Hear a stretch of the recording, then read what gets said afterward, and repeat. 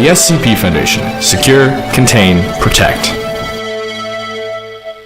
SCP-035. Classe, Keter. Procédure de confinement spéciale, SCP-035 doit être conservé dans un caisson de verre, scellé hermétiquement, d'une épaisseur supérieure ou égale à 10 cm, 4 pouces. Ce caisson doit être contenu dans une salle blindée en acier, en fer et en plomb en toutes circonstances. Les portes doivent être verrouillées à triple tour en toutes circonstances, exception faite de l'entrée ou de la sortie de membres du personnel. Un minimum de 2 gardes armés doivent être postés en toutes circonstances.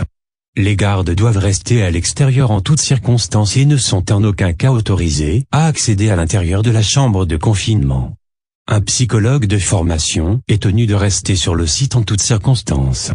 Les membres du personnel de recherche ne doivent en aucun cas toucher SCP-035.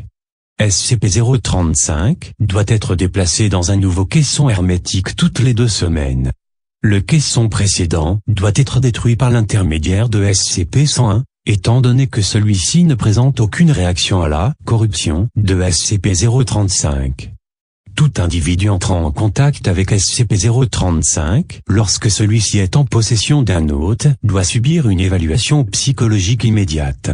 Description: SCP-035 semble être un masque de comédien en porcelaine blanche, bien qu'il puisse parfois présenter la forme de la tragédie. Lors de cet événement, toutes les représentations visuelles de SCP-035, telles que des photographies, des enregistrements vidéo, ou même des illustrations, changent automatiquement pour refléter sa nouvelle apparence. Un liquide visqueux, hautement corrosif et dégénératif, suinte constamment des orifices buccaux et oculaires de SCP-035. Tout ce qui entre en contact avec cette substance se détériore lentement durant une période variable, dépendant du matériau, jusqu'à s'être totalement dégradé en une flaque du contaminant d'origine.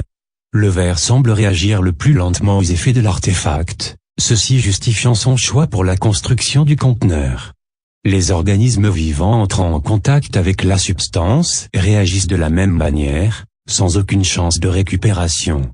L'origine du liquide est inconnue. Le liquide est seulement visible sur l'avant, et n'apparaît pas sur l'autre face.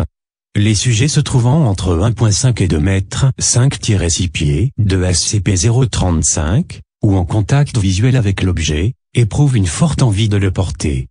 Quand SCP-035 est placé sur le visage d'un individu, un motif d'onde cérébrale émanant de SCP-035 chevauche celui de l'hôte d'origine, mettant fin à celui-ci et causant la mort cérébrale du sujet. Le sujet affirme ensuite être la conscience contenue par SCP-035. Les corps des sujets, possédés, se décomposent à une vitesse fortement accélérée, ne formant au final rien de plus que des cadavres momifiés. Toutefois, SCP-035 a démontré une capacité à garder le contrôle cognitif de corps ayant subi des dommages structuraux sévères, même si le corps du sujet est décomposé au point de ne plus permettre le mouvement de manière mécanique. Aucun effet n'est constaté lorsque SCP-035 est placé sur le visage d'un animal. Des conversations avec SCP-035 se sont révélées informatives. Les chercheurs ont appris différentes informations au sujet d'autres SCP et de l'histoire en général. SCP-035 affirme avoir été présent lors de nombreux événements. SCP-035 présente une personnalité hautement intelligente et charismatique, étant aimable et flatteur envers tous ceux qui communiquent avec lui. SCP-035 a obtenu des scores de l'ordre du 99e centile pour tous les tests d'intelligence et d'aptitude auxquels il a été soumis, et semble posséder une mémoire photographique. Toutefois, des analyses psychologiques ont découvert que SCP-035 possède une nature hautement manipulatrice, capable d'entraîner de soudains et profonds changements d'état psychologique de l'interviewé. SCP-035 s'est révélé fortement sadique, poussant certains sujets au suicide et transformant d'autres en serviteurs sans âme, par le seul moyen de la persuasion linguistique. SCP-035 a indiqué posséder une connaissance intime du fonctionnement de la conscience humaine et a laissé sous-entendre qu'il pourrait changer les vues de tout individu en ayant le temps nécessaire. Additionnel, SCP-035 a été trouvé dans une crypte scellée dans une maison abandonnée de Venise, en 18. Addendum 035-01, SCP-035-A était reconnu capable de posséder tout élément ayant une forme humanoïde, ceci incluant mannequin, cadavre et statue. SCP-035 s'est avéré capable de mettre tous ces objets en mouvement, supprimant ainsi la nécessité d'exposer des sujets vivants à SCP-035. Cependant, tout ce qu'il possède se décompose toujours en une forme inapte au mouvement. Addendum 035-02, SCP-035 a participé à une tentative d'évasion, convainquant plusieurs membres du personnel de recherche de l'assister dans sa quête de liberté. Insurrection échouée. Tout membre du personnel ayant été en contact avec SCP-035 a été éliminé, et des évaluations psychologiques obligatoires ont été implémentées pour tous les membres du personnel amenés à entrer en contact avec SCP-035. Addendum 035-03, il a été déterminé que SCP-035 est capable de communiquer de manière télépathique, qu'il soit ou non en possession d'un hôte, pénétrant le subconscient d'autres individus et utilisant les connaissances trouvées à son avantage. Une prudence extrême est conseillée lors du choix de sujets amenés à converser avec SCP-035. Addendum 035-04, SCP-035 a exprimé un intérêt envers d'autres SCP, notamment SCP-517 et SCP-682. Le docteur a exprimé des inquiétudes au sujet d'un contact entre SCP-035 et l'un des deux SCP submentionnés, leur qualité régénérative pouvant annuler sa corruption et lui donner un hôte permanent. Addendum 035-05, après plusieurs autres tentatives d'évasion et après avoir revu le journal d'incident de SCP-035, le haut commandement a ordonné qu'il soit scellé de manière permanente au sein du bâtiment et interdit qu'il entre en contact avec de nouveaux hôtes. Plusieurs membres du personnel ont protesté contre cette décision, certains d'entre eux de manière violente. En conséquence, tout membre du personnel étant entré en contact avec SCP-035 a été éliminé. Dès lors, les membres du personnel devant entrer en contact avec SCP-035 doivent subir de fréquentes rotations, et le contact doit être le plus infime possible, même en l'état dormant de l'artefact. Addendum 035-06, des membres du personnel se trouvant à une distance inférieure à 10 mètres de SCP-035 ont récemment rapporté se sentir mal à l'aise, indiquant qu'ils entendent des chuchotements incompréhensibles. D'autres ont souffert de violentes migraines. L'objet a été mis sous surveillance, mais aucun changement n'a été constaté à son comportement dormant, et aucun son n'a été enregistré. Le sujet du rétablissement des hôtes de SCP-035 a une fois de plus été revendiqué, ne serait-ce qu'à titre temporaire, pour découvrir ces nouveaux changements dans le comportement de l'objet. Refusé.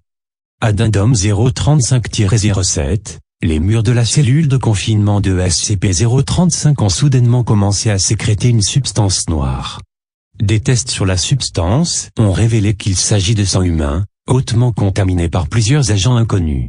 La substance est corrosive, possède un pH de 4.5, et l'exposition prolongée de celle-ci au mur a été observée comme préjudiciable à leur intégrité structurelle. Plus remarquablement, elle semble former des motifs sur les murs. Plusieurs segments semblent être des paragraphes en diverses langues, y compris de l'italien, du latin, du grec et du sanskrit. Des traductions sont en cours de réalisation. D'autres segments paraissent être des diagrammes dépeignant des sacrifices rituels et des mutilations, souvent au bénéfice ésotérique de la personne les commettant. Plusieurs individus ont été choqués de remarquer que tous les sacrifiés ont une étrange ressemblance avec des membres du personnel et leurs proches, souvent dans des positions contradictoires. Les chercheurs se trouvant dans la cellule afin d'examiner ces nouveaux motifs se sont plaints de forts chuchotements et d'énervants rires à des intervalles irréguliers. Les membres du personnel travaillant quotidiennement à proximité de l'unité de confinement de SCP-035 ont souffert de dommages mentaux catastrophiques, avec des taux de suicide fortement élevés, qu'ils soient entrés en contact avec SCP-035 ou non. Le seul changement dans le comportement dormant de SCP-035 concerne son caisson de confinement. Les dégradations du caisson ont atteint un niveau élevé, suffisante pour entraîner des fissures du verre, causant une large dispersion du contaminant de SCP-035. Ceci se produit assez souvent au moment le plus inopportun, ayant entraîné à ce jour 6 victimes et 3 décès de membres du personnel de recherche et d'entretien. Addendum 035-08, À la lumière du suicide/homicide de masse des membres de l'équipe de recherche chargée de traduire les passages retranscrits de la cellule de confinement de SCP-035, les dommages mentaux dans la zone, et les nombreux membres du personnel chargé de SCP-035 décédés ou atteints de démence, il a été décidé de recouvrir les murs intérieurs et extérieurs de la cellule de confinement avec SCP-148, qui a fait ses preuves dans le confinement de SCP-132, voire document 132-01, afin de tenter de bloquer les hauts niveaux de négativité émis par SCP-035. Addendum 035-09, l'utilisation de SCP-148 a fonctionné comme prévu, causant le retour des taux d'incidents mentaux et de suicide à des valeurs proches de celles précédant l'arrivée de SCP-035.